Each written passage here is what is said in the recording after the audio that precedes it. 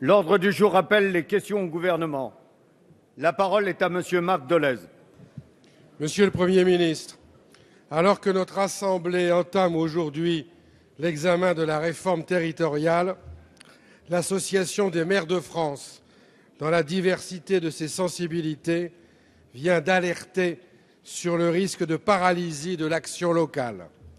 La création de grandes régions et de grandes intercommunalités, la mort programmée des départements, l'asphyxie progressive des communes privées de moyens financiers et la déstabilisation des services publics de proximité qui en résultera auront immanquablement des conséquences directes sur la vie quotidienne des Français.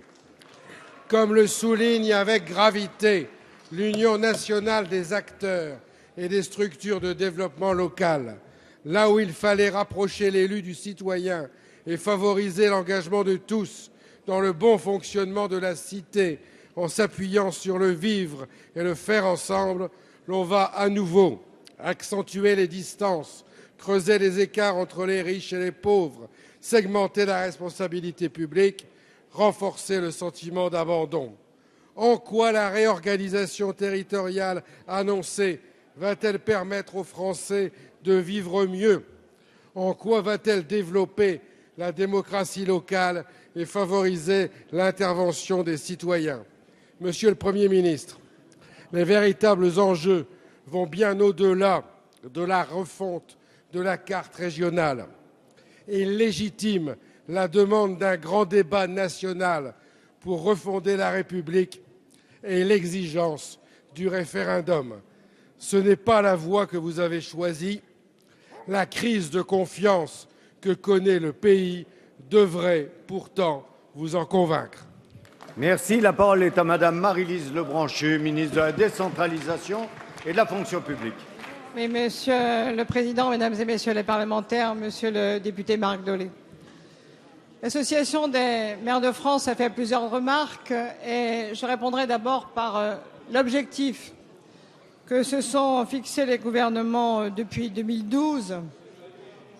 D'abord, permettre aux territoires d'être facteurs de développement en rassemblant au niveau des régions toutes les forces destinées à aider nos entreprises à se développer, en particulier les plus jeunes d'entre elles. Ensuite, renforcer l'intercommunalité. Et nous aurons donc un couple région-intercommunalité qui doit assurer le redressement de notre pays. Entre les deux, effectivement, Monsieur Dolez, les départements qui, sur les zones urbaines déjà, par convention, au 1er janvier 2017, ont transféré un certain nombre de compétences, et un débat important qui va s'ouvrir sur le transfert de ce qui est solidarité, à la fois solidarité nationale, solidarité territoriale.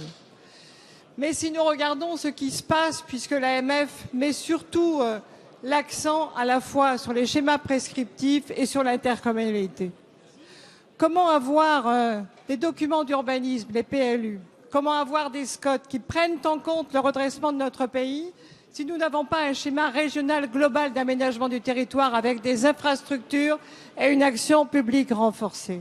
Et enfin, Monsieur Dolez, comment sauver les communes de France? Parce que l'AMF pointe les communes, avec juste raison, comme premier fondement de notre République. Comment le faire sinon en reconnaissant qu'avec plus de 80% des financements mis en commun par des structures qui sont au second degré, nous pourrons demander à la population plus tard, bien après 2017, si elle est d'accord ou pas pour que telle orientation petite enfance soit choisie. Les intercommunalités sont l'avenir des communes, Monsieur Dolez.